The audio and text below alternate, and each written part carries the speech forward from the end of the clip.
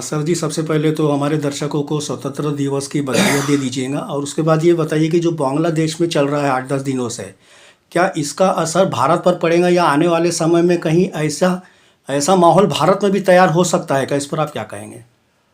आपके दर्शकों का अभिवादन करते करते मैं उसी के साथ में 15 अगस्त स्वतंत्रता दिवस की बधाई देता हूं और चाहता हूं कि मानव मस्तिष्क से, मन से स्वतंत्र रहे।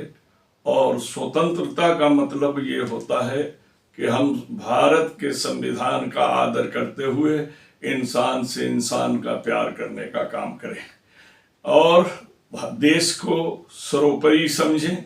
देश जो है श्रेष्ठ है और इस देश के से बढ़कर कोई नहीं, और देश को ही लेके चलने के लिए संविधान है, इसलिए दोनों के बीच का विधान है। और सभी को 15 अगस्त की बधाई, और सबको, किसी को सलाम तो किसी को प्रणाम है। आपने प्रश्न किया आपने प्रश्न किया था कि बांग्लादेश का असर क्या भारत पर पड़ेगा। देखिए, पड़ोस का घर भी गिरता है तो गर्दे उड़ करके घर में आते हैं, इसमें कोई दो राय नहीं। आजू बाजू का असर होता है। इस पर 4 पंक्तियां आपको दे देता हूं कि लालो गोहर यानी हीरा मोती, जो भी आप समझें, ये साहिल से नहीं मिलता है। लालो गोहर साहिल से नहीं मिलता है। मशवरा नेक किसी जाहिल से नहीं मिलता है, और मिलने जुलने का असर होता है बुद्धि पर, इसलिए बहादुर कभी बुज़दिल से नहीं मिलता है। तो आज की दृष्टि में मिलने जुलने का भी असर होता है, पड़ोसी का भी असर होता है। जिस तरह पड़ोसी के घर में बिल्ली मर जाए तो कम से कम बिल्ली नहीं आती है तो बदबू तो आती है। और तीसरी बात, ये होता क्यों है भाई? श्रीलंका में क्यों हुआ, बांग्लादेश में क्यों हुआ, इसके रीजन क्या है? रीजन तो वहां की जनता जानती होगी, लेकिन सामाजिक दृष्टि से हमने जब इस पर अध्ययन किया तो मैं ये जानता हूं कि जिस देश का शासक तानाशाह होता है, उस देश की जनता या तो सतकर मिट जाती है, नहीं तो क्रांति के लिए तैयार हो जाती है। और वो क्रांति गांधी जी की क्रांति नहीं, ये क्रांति खूनी क्रांति में बदलती हुई जा रही है। इस बात का खेद है। तो आप खुद सोच सकते हैं कि यहाँ भी क्या हो रहा है। यहाँ की भी परिस्थितियां क्या मानव के अंदर उसी स्थितियों को जन्म देंगी जिन स्थितियां और परिस्थितियों के आधार पर बांग्लादेश और श्रीलंका में हुआ। हम तो नहीं मानते कि भारत में ऐसा हो सकेगा, लेकिन संभावनाओं से इनकार नहीं किया जा सकता। मतलब आप ये मानते हैं कि संभावना से इनकार नहीं किया जाता। देखने में ये आता है कि इस टाइप की घटना होती है तो अधिकतर प्रहार हिंदू मंदिरों पर, हिंदू परिवारों पर अटैक किया जाता है, चाहे पाकिस्तान हो, बांग्लादेश हो। तो कल को अगर यहाँ नहीं यादव जी, आप जो कह रहे हैं ये मैं आपको साफ बता दूं कि अल्पसंख्यक पर ही अत्याचार होता है, दुराचार, व्यवहार, ये सब अल्पसंख्यक पर होता है। वहां पर अल्पसंख्यक हमारे, जब आप नाम लेते हैं सनातनी भाई हैं, आप हिंदू बोलते हैं, हम हिंदू नहीं बोलते हैं, हम सनातनी भाई को बोलते हैं। हमारे सनातनी भाई हैं, हो रहे हैं। लेकिन एक बात देखिए, भारत के अंदर भी जिस तरह सेकुलर नेचर के हमारे सनातनी भाई हैं, जिससे अल्पसंख्यक सुरक्षित हैं, उसी तरीके से वहां भी कुछ ऐसे लोग हैं जो आगे बढ़े हैं। मुस्लिम समाज के लोग भी आगे बढ़े हैं अल्पसंख्यकों की सहायता के लिए और सुरक्षा के लिए और उसके सारी बातों के लिए। तो हर जगह मानव होता है और मानव के हृदय में कहीं ये होते हैं। मैं एक बात आपको बता दूं कि गुंडों का कोई मजहब और धर्म नहीं होता। धर्म होता तो वो गुंडे ही नहीं होते। आप ये बताइए, जिसके हृदय में प्रेम होगा वो कत्ल कैसे करेगा? तो क्रोध होगा तब न करेगा। तो प्रेम के साथ क्रोध नहीं रहता, प्रेम मिटता है तो क्रोध पैदा होता है, समझ लीजिएगा। तो प्रेम के साथ नफरत का होना यह संभव नहीं है। इसलिए मैं आपसे साफ कह रहा हूं कि आज जो भी है, गुंडों और मवालियों के से बचने के लिए सभी समाज के लोगों को विरोध करना चाहिए, चाहे कैसा भी हो, क्योंकि गुंडों का कोई मजहब नहीं होता, न दीन होता है, न धर्म होता है। सर जी, ये वक्फ क्या चीज है? देखिए, वक्फ का मतलब होता है ईश्वर यानी अल्लाह के नाम पर दिया गया दान। समझ लीजिएगा। हम जो चीज अपनी चीज को अल्लाह की संपत्ति के रूप में दे दें। हिंदू धर्म में तो इसकी बहुत बड़ी व्याख्या है। आप खुद कहते हैं कि धरती किसकी है, तो वासुदेव की है, देवता की है, भगवान की है। धरा किसकी है, तो ईश्वर की है, कहते हैं ना। लेकिन हमारे यहाँ जो है राजाओं ने, जमींदारों ने अपने कौम की भलाई के लिए अल्लाह के नाम पर दान किया। देखिए, अल्लाह के नाम पर जब दान किया जाए तो अल्लाह के सभी बंदे हैं, हिंदू, मुस्लिम, सिख, ईसाई। लेकिन इसका एक रूल होता है, जो हम जिस मजहब को मान करके देते हैं। जैसे आप राम के नाम पर दान कर दिए तो राम मंदिर को जाए या राम ट्रस्ट को जाए या राम की किसी चीज को जाए, हम उस पर कोई दखल नहीं देंगे। लेकिन ये मुसलमानों की भलाई के लिए अल्लाह के नाम पर वक्फ कर दिया, उसका दे दिया, ताकि उसकी आमदनी से अल्लाह के मानने वाले, जिस तरीके से मानने वाले ने दिया है उस तरीके से मानने वालों के, समझ रहे कि नहीं। क्योंकि वक्फ में भी दो वक्फ है, एक शिया वक्फ है, एक सुन्नी वक्फ है, समझ लीजिएगा। इसलिए ये मैं बात कह रहा हूं। तो उससे उन गरीबों को स्टाइपेंड दिया जाए, बेवाओं की परवरिश किया जाए, ये किया जाए, तालीम दिया जाए, इसके लिए वो दिया गया है। अब आपको जानकर के ताज्जुब होगा कि भारत में 6,18,000 एकड़ जमीन वक्फ की है। 6 लाख, समझिए आप, इतनी जमीन। अब इस जमीन का अनाज से कितने गरीब की भलाई हो सकती है, जिसमें 70% जमीन पर सरकारी कार्यालय बने हुए हैं। आज भारत सरकार के पास वक्फ का किराया जानते हैं कितना है?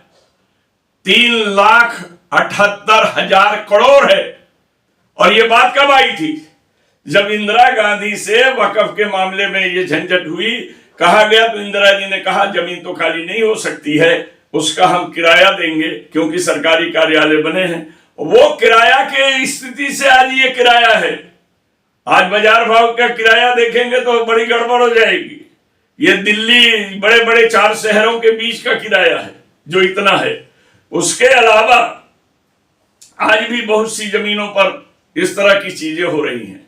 और ये जो सरकार ला रही है, जनहित में लाती तो हमें कोई एतराज नहीं था, क्योंकि सारी जनता अल्लाह के ये है। मैं इस पर बहस नहीं करता हूं, लेकिन इसका तरीका ये है कि जिस समाज ने दिया है, जिस तरह से वो अल्लाह को मानता है, उस तरह से मानने वालों के ही हक में इसका फैसला हो सकता है, समझ रहे, इसका बेनिफिट दिया जा सकता है। लेकिन ये सरकार की चाल हमारे दो वाली है। ये अंबानी का जो मकान 8,000 करोड़ का जो बना हुआ है या 800 करोड़ का बना है, हमें कुछ पता नहीं है, सुनने में जो आता है वो है।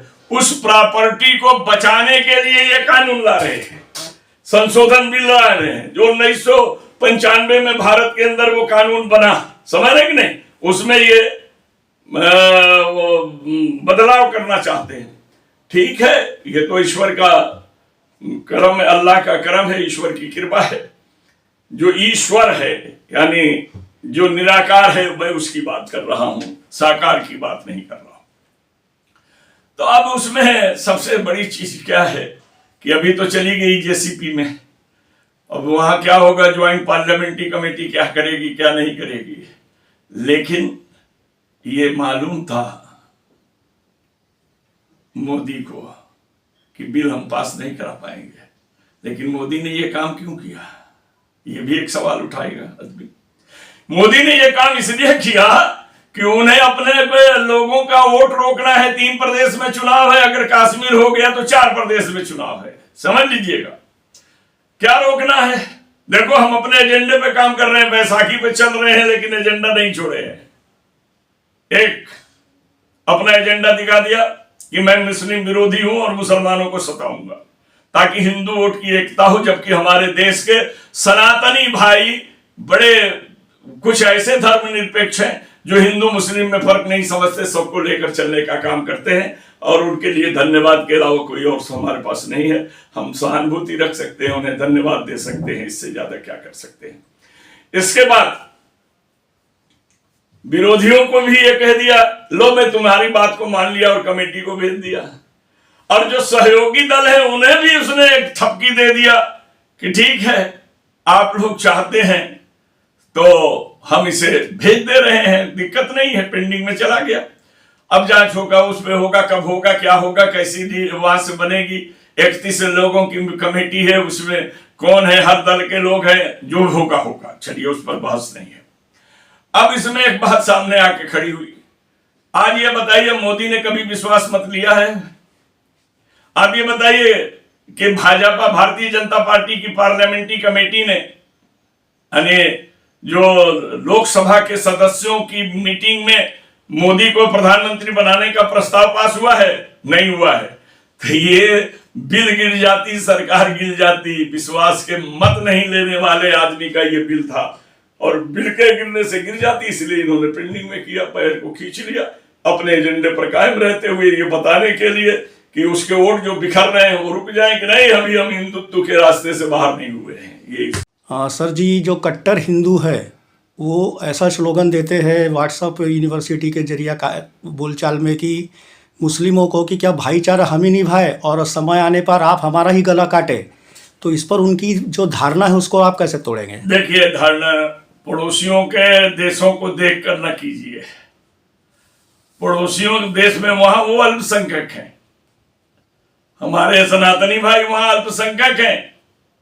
तो आप क्या चाहते हैं? जिस तरह वो अल्पसंख्यक पर जुल्म ढा रहे हैं, आप भी अल्पसंख्यक पर जुल्म ढाएंगे? गैरों की गलती की सजा मुझको दीजिएगा, मेरी गलती की सजा मुझे दीजिए। भारत के अंदर इस तरह की भावनाएं नहीं है जो भावना पाकिस्तान और बांग्लादेश में है। कितना और कितना बढ़ाया जाता है मीडिया के द्वारा, ये हम नहीं कह सकते, क्योंकि किसी भी बात को कहने के लिए सबूत चाहिए। लेकिन ये भारत है, क्या जानते हैं भौ क्या है? भौ जानते हैं ना? यहां भौ है, अ का मंत्रा है और र और त है। इसका मतलब आप जानते हैं क्या है? भविष्य की भी हम बात करते हैं और आदमियों में प्यार की भी बात करते हैं। हम रीतियों के साथ रहते हैं, रास्ता प्रेम का बनाते हैं। तो जानते हैं तो क्या कहता है? हम सबकी तबीयत का भी ख्याल रखते हैं, सबकी तरक्की का भी ख्याल रखते हैं। समझते हैं कि नहीं? तो जब हमारा भारत ये कहता है कि सभी चीज और फिर दूसरे ढंग से देखना चाहेंगे तो बहुत भूल जाइए। आवारों की गलती को इंसान की बात करिएगा। रास्ते पर लाइए तो तड़ी पार को, समझ लीजिएगा। ये भी कहा गया, अगर इसको भी लेकर के चलेंगे तो भारत संदेश देता है प्यार का। भारत संदेश देता है कि दुराचार, दुर्व्यवहार इनको दूर करो, मानो को मानो समझो। और इसीलिए भारत में एक ही चीज चलता है। और जानते हैं कि भारत देश है सबसे प्यारा, इस देश का एक ही नारा, बचा के रखो भाईचारा। अब उनको अगर इस तरह का लगता है कि गाली का जवाब गाली है, तो हमारी गाली का जवाब गाली देंगे तो कोई बात नहीं, मारेंगे भी तो हम कुछ नहीं बोलेंगे गाली पर। लेकिन गाली कोई और देश में हो रही हो और उसकी सजा हमें दीजिए, ये ठीक नहीं है। यहाँ मुसलमान मत देखिए, भारतीय और बांग्लादेशी देखिए, भारतीय और पाकिस्तानी देखिए। हम मुसलमान इस्लाम को मानने वाले हैं, वो दुनिया के किसी कोने में हो, तो मुसलमान की गलती को मुसलमान के सर मत थोपिए। भारतीय मुसलमान की गलती है तो भारतीय मुसलमान अगर उस गलती का समर्थन करते हो तो आप हमको सजा दीजिए, हम अगर उसका विरोध करते हैं तो आप क्यों सजा देंगे भाई? हम तो उसका घोर घोर निंदा करते हैं जो बांग्लादेश या पाकिस्तान में होता है, लेकिन हम उसका क्या कर सकते हैं? सीमा पार हम जाके उन्हें तमाचा भी नहीं मार सकते हैं, क्योंकि न हमारे पास वीजा है और न ये है। भारत के तो मुसलमानों ने एक बार भारत देश से भी कहा कि पाकिस्तान हमारा दोस्त नहीं है, अगर आप चाहते हैं तो मुसलमान की बटालियन बनाइए, देखिए हम कैसे उनको मिटा देते हैं। तो यह एक अलग बात है।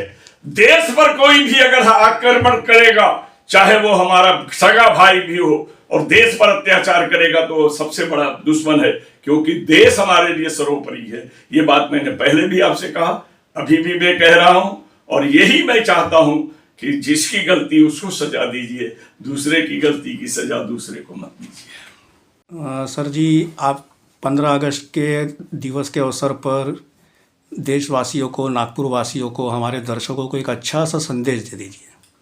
हम तो यही कहेंगे, आइए मिलजुल कर आजादी को बचाया जाए, देश को विकास के रास्ते पे लाया जाए, देश को होने वाली बर्बादी से बचाया जाए, पहले इंसान को इंसान बनाया जाए। आग नफरत की जो लग गई है भारत में, प्यार के जल से चलो इसको बुझाया जाए।